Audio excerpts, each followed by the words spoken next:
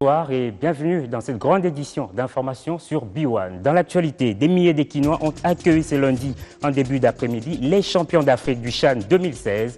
Après le sacre des dimanches à Kigali au Rwanda face aux Aigles du Mali, les Léopards qui régalent la maison seront récompensés ce mardi par le président de la République lors d'une cérémonie officielle. Ce sacre des Léopards a visiblement brisé tout clivage politique. Les sons qui résonnent des états-majors des formations politiques sont unanimes. Cette victoire est vivement saluée de tous. Les réactions des uns et des autres, c'est à suivre dans ce journal.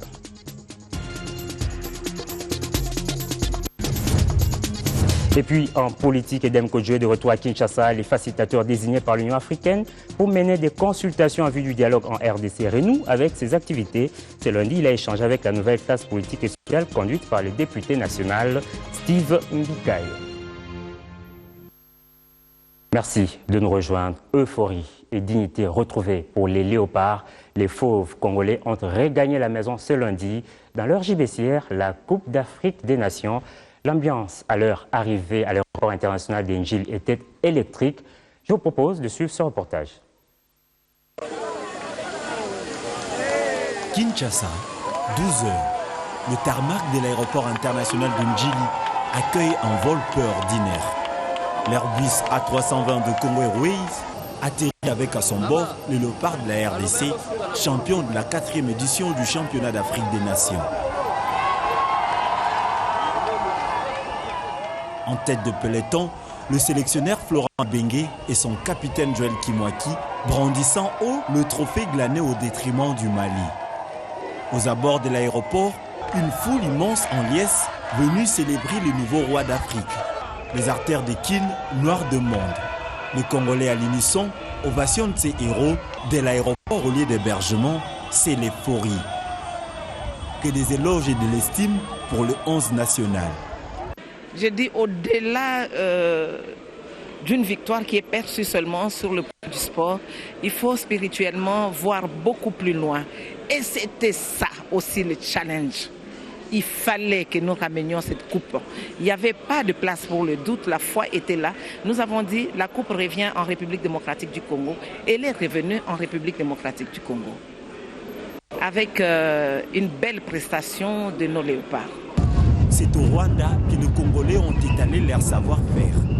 Au-delà du pari sportif gagné, ce sacre revêt un symbolique pour les Congolais. C'est plein d'émotions. Et je l'avais dit avant qu'on aille au Rwanda que le Dieu des Congolais va faire en sorte que la coupe revienne ici au pays. Et une chose est certaine, lorsque nous les Congolais nous sommes réunis, eh bien, la victoire nous appartient. Vous savez que le foot est fédérateur. Moi je suis de l'opposition. Je ne cache pas. Oui, je suis de l'opposition. Et j'avais compris que, vous voyez la joie que vous avez remarquée dans les rues. Il n'y a ni opposition ni majorité. Il faudrait tout faire en tant que député pour que je puisse m'impliquer afin que la population puisse retrouver la joie. C'est ce que nous avons fait 26 jours durant pour qu'aujourd'hui on puisse arriver à ces résultats. Les Léopards ont pris quartier de leur lieu d'hébergement, mais le rue de Kinshasa continue à festoyer cette victoire en entendant la prestation solennelle au public de la Coupe ce mercredi au Stade des Martyrs.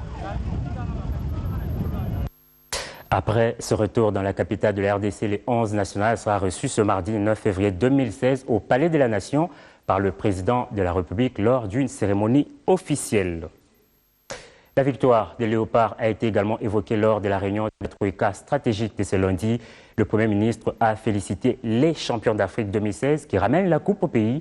Cette réunion hebdomadaire s'est par la suite penchée sur l'examen de la situation économique sur le plan international et national. Suivez. La Troïka de ce jour a commencé par une communication de son Excellence Monsieur le Premier ministre qui a tenu à féliciter nos vaillants léopards qui se sont très bien défendus, qui nous ramènent la coupe. Alors au niveau international, on a eu à passer en revue l'évolution des cours de certaines matières premières, notamment le cuivre, l'or, le pétrole. Et on note une légère augmentation de secours par rapport à la semaine dernière, mais la tendance baissière se maintient. On a examiné la situation au niveau national où il faut relever que le taux de croissance pour l'année dernière, le taux de croissance est à 7,7% sur base des indications de la production à fin septembre. Le taux d'inflation annualisé est autour de 0,8%. Et en ce qui concerne le taux de change, il se situe autour de 28-29 francs congolais le dollar. La situation des finances publiques en ce qui concerne le mois de janvier, à ce niveau, il faut noter que pour ce mois, on a enregistré un déficit de plus ou moins 31 milliards de francs congolais, ce qui était prévu du reste au niveau du plan de trésorerie. Toujours en rapport avec la victoire des Léopards, nous allons prendre ce communiqué du gouvernement. Dans sa dépêche datée du 7 février, l'AFP a présenté une version tronquée des faits relatifs à la victoire des Léopards à Kigali qui appelle une mise au point, en effet, ignorant un incident provoqué pendant la célébration de la victoire par un groupe de jeunes délinquants des Lingwala pour ne souligner que la réaction des forces de l'ordre avec des amalgames politiques. L'AFP a prétendu que la police a dispersé dimanche soir à coups de grenades lacrymogènes les supporters de l'équipe de la RDC qui scandaient à Kinshasa des slogans hostiles au président Joseph Kabila après la victoire du 11 national à la finale du CHAN 3-0 contre le Mali. La situation politique est très tendue en RDC où l'opposition accuse le président Kabila au pouvoir depuis 2001 de vouloir se maintenir après la fin de son mandat qui expire en décembre alors que la Constitution lui interdit de se représenter à la prochaine élection. Défaite au soir de ce dimanche 7 février 2016, après la victoire des Léopards de la RDC sur les Aigles du Mali, les Congolais, toutes générations confondues, ont exprimé leur joie et rendu hommage, appuyé aux joueurs de l'équipe nationale ainsi qu'à tous les artisans de cette victoire, dont l'entraîneur, les autorités gouvernementales et notamment le chef de l'État qui s'était impliqué personnellement dans la préparation de ces résultats élogieux. À Kinshasa, une foule immense a emprunté les principaux artères et carrefours pour fêter cet exploit.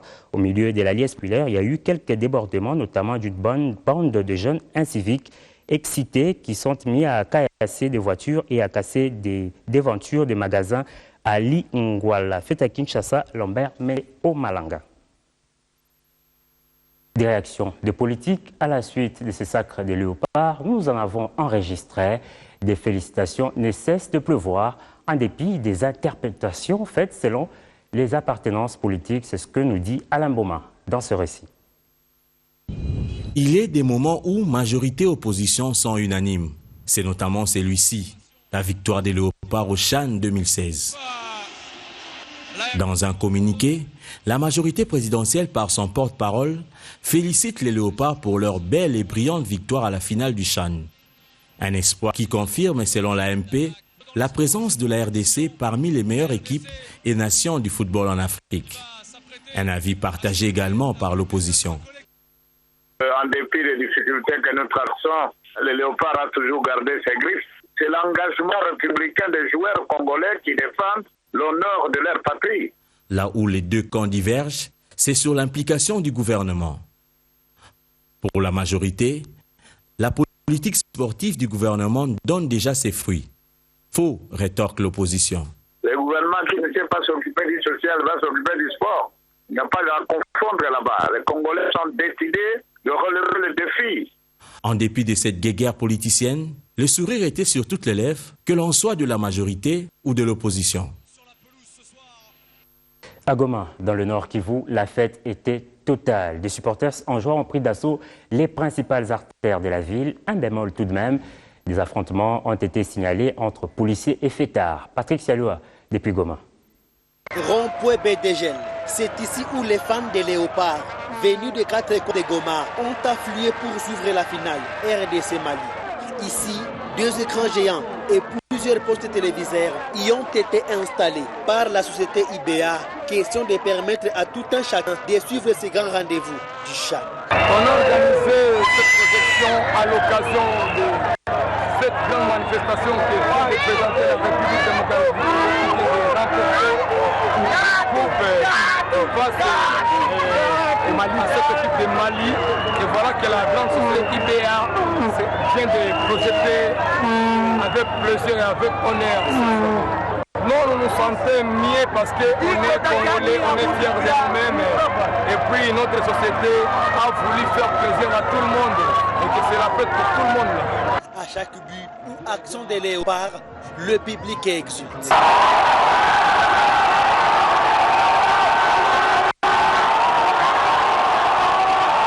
Au coup de sifflet final, les rues de la ville sont envahies par les fêtards. D'autres prennent la direction de la frontière congolo-rwandaise en voulant aller fêter au Rwanda.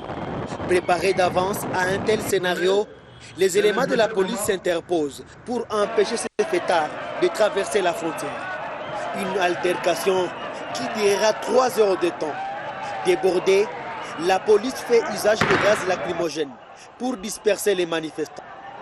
Dans la foulée, un policier sortira avec des blessures à la tête suite aux projectiles des manifestants.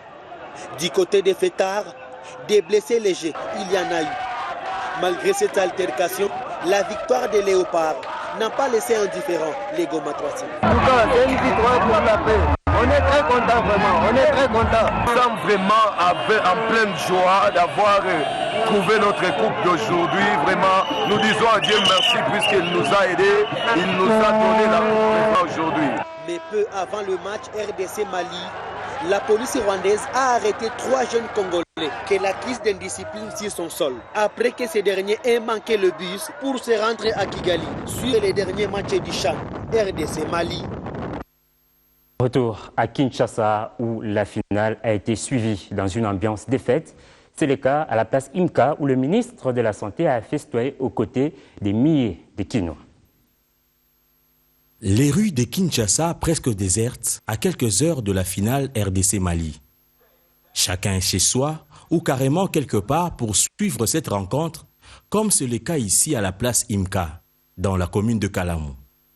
Plusieurs milliers de Kinois, parmi lesquels le ministre de la Santé publique, ont choisi ce lieu historique pour vivre ces instants inoubliables.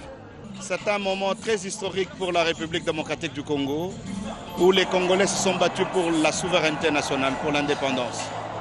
55 ans après, on se retrouve à place de l'IMCA pour regarder ce match qui revêt presque toute la solennité de la souveraineté, de la confirmation, de la consolidation de la souveraineté de ce pays, non seulement par la victoire qui viendra, par le fait que nous allons prendre la coupe, mais le simple fait d'avoir été en finale, le simple fait que notre 11 national nous ait émerveillés, surtout face à la victoire contre le Rwanda, une victoire qui était plus qu'un match, parce que ce match-là était plus qu'un match pour les Congolais.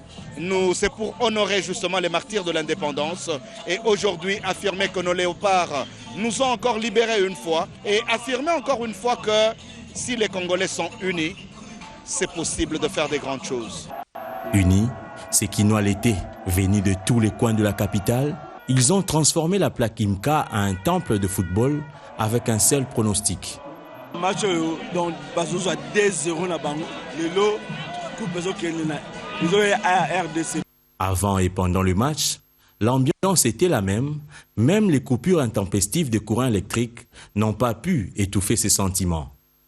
Au finish, c'est la RDC qui gagne par 3-0.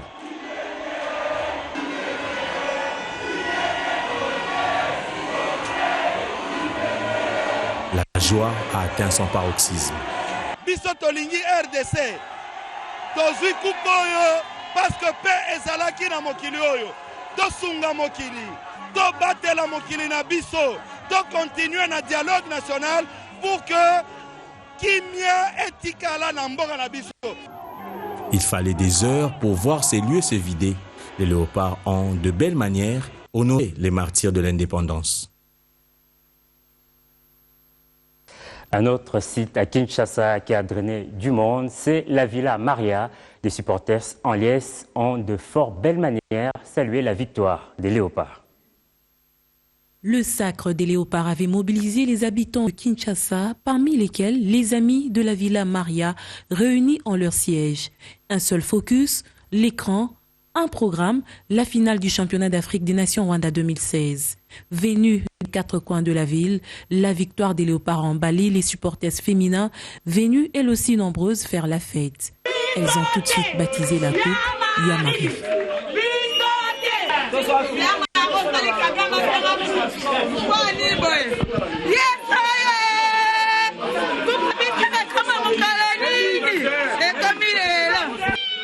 Ils étaient face aux guerriers de la RDC et c'est grâce à notre regrettée sœur Marini Samou que nous nous sommes distingués. Après cette deuxième victoire de la République démocratique du Congo au championnat d'Afrique des Nations, le pays devrait s'apprêter à organiser des championnats de prestige, ce qu'estime ce supporter. Le Rwanda, c'est un petit pays. Mais voilà ce qu'ils ont fait. On peut faire meilleur qu'eux. Nous avons des grands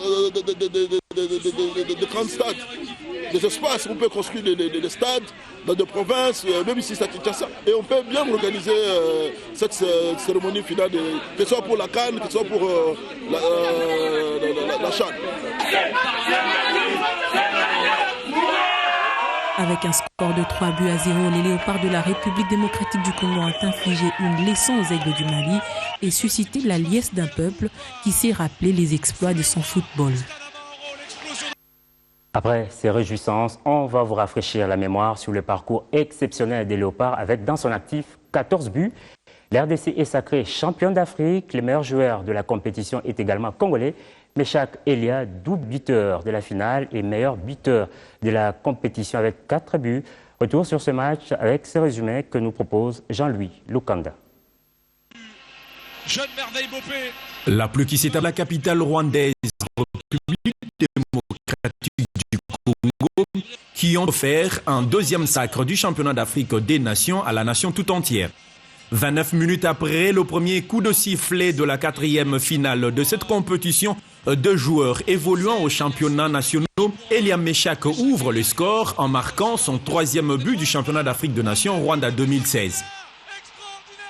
Signé un chef-d'œuvre et signé son 3e but dans la compétition.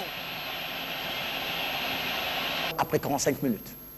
De retour sur l'aire de jeu pour la seconde période, Meshak ratifie son nom dans le royaume de buteurs avec le 2e but du match, RDC Mali, et son 4e score de cette compétition à la 61e minute de la partie. Meshak Elia qui est en train de donner la victoire à son équipe 2-0 pour...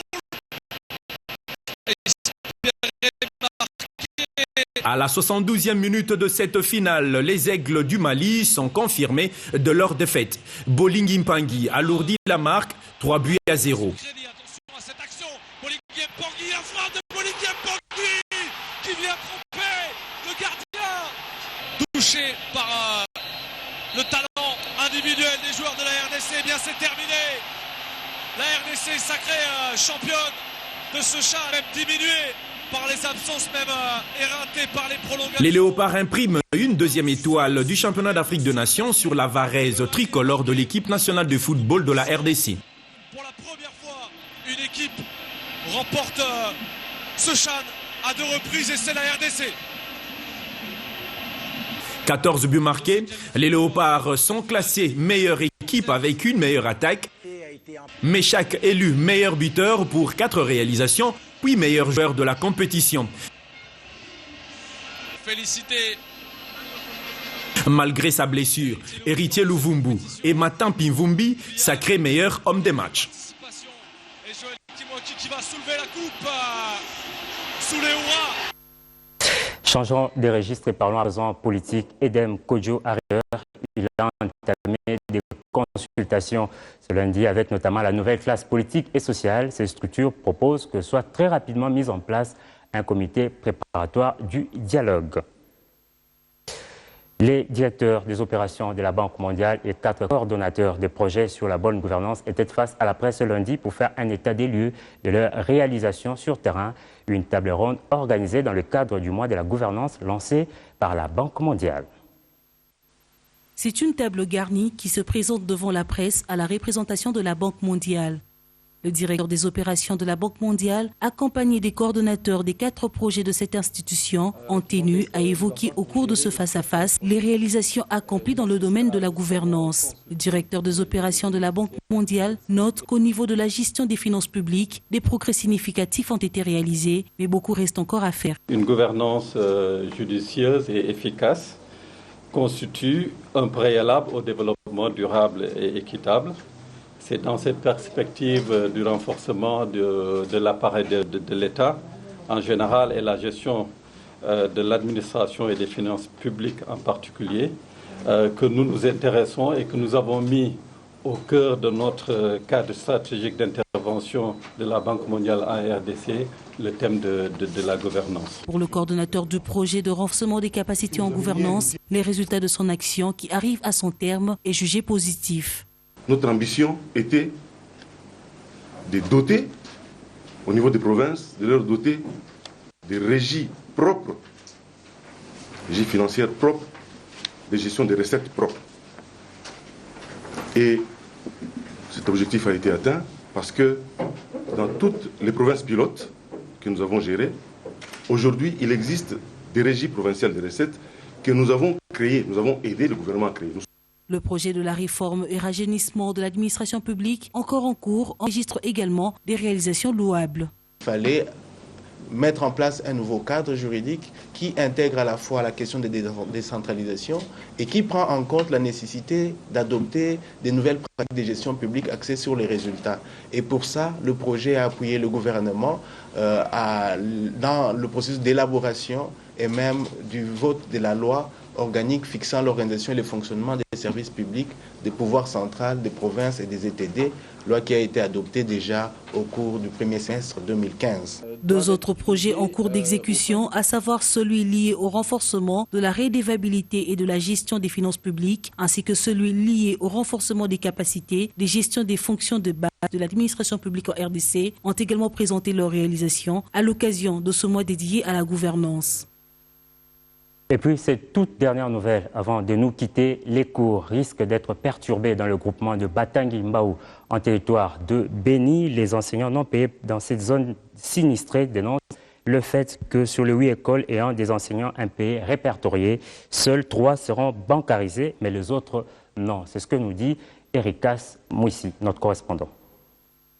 C'est une vie d'à peu près couplée à la désolation que traversent les enseignants inscrits sur la liste des écoles omises pourtant répertoriées en vue d'être bancarisés à Mavivi. Ces enseignants se réunissent en groupuscule dans la cour scolaire pour analyser ce qu'ils qualifient de discrimination à leur égard. Ghislaine Amandi est maîtresse à l'école primaire Mavivi. Nous sommes traumatisés parce que nous sommes dans le milieu qui est sinistré. Tas de parents d'élèves sont massacrés. Les enfants sont victimes de ces massacres et c'est pour cela que nous ne sommes pas capables encore de donner cours comme il faut. Cette situation joue sur la qualité de l'enseignement, dit cet écolier.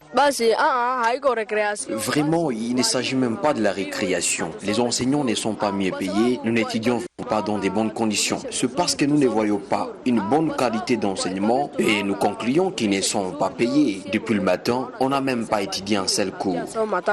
Son côté, Mouido Kapisa Josué, point focal du Sieko Mavivi, veut voir les ministres Maker Mwangu Famba s'impliquer. Nous ne voudrons pas que nous vivions dans le moral. Si cela n'est pas fait, bon, nous attendons jusqu'à ce que les ministres viennent. Donc on va stopper même les activités parce qu'on ne voit pas clair comment quelqu'un peut enseigner quand il est vraiment stressé. De son côté, Kambali Kamabou, président de Forces Vives en groupement Batangi Mbao, promet encourager les enseignants à entamer des actions de grande envergure sur rien n'est fait. Bon, nous, comme société civile, nous sommes en train d'attendre les ministres parce qu'on nous dit que les ministres vont venir superviser la paye. Si les ministres ne répondent pas à cette préoccupation, nous allons peut-être souhaiter que les enseignants passent à d'autres actions de grande envergure. Si rien n'est fait réellement, pensent les observateurs avertis, les cours connaîtront un arrêt dans cette partie du territoire des Béni.